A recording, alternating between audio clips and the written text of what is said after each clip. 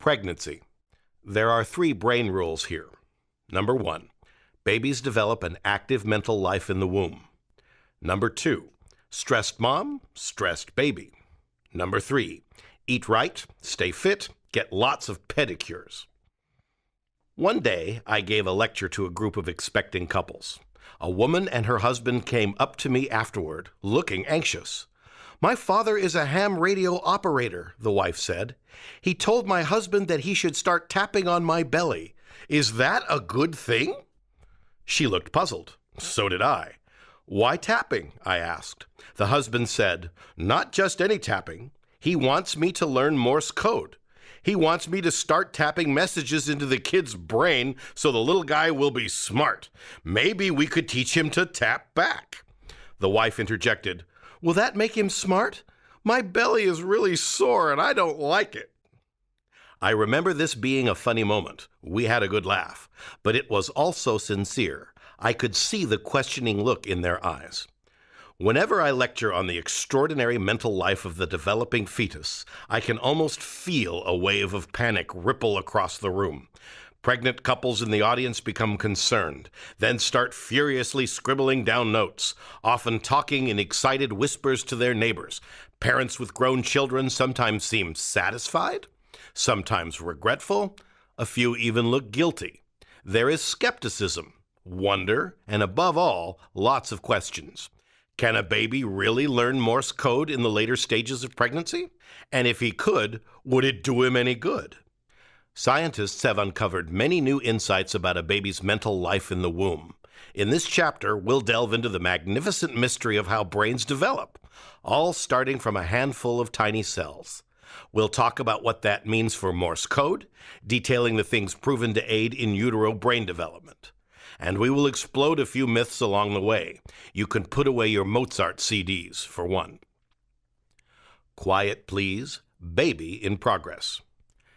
If I were to give a single sentence of advice based on what we know about in utero development during the first half of pregnancy, it would be this: the baby wants to be left alone. At least at first. From the baby's point of view, the best feature of life in the womb is its relative lack of stimulation. The uterus is dark, moist, warm, as sturdy as a bomb shelter, and much quieter than the outside world. And it needs to be. Once things get going, your little embryo's pre-brain will pump out neurons at the astonishing rate of 500,000 cells a minute. That's more than 8,000 cells per second, a pace it will sustain for weeks on end. This is readily observable 3 weeks after conception and continues until about the midpoint in your pregnancy. The kid has a great deal to accomplish in a very short time.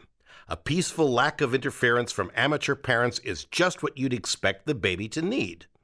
In fact, some evolutionary biologists believe this is why morning sickness still persists in human pregnancies.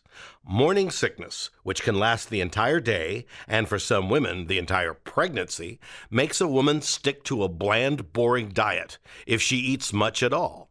This avoidance strategy would have kept our maternal ancestors away from the natural toxins in exotic or spoiled foods in the wild, unregulated menu of the Pleistocene diet.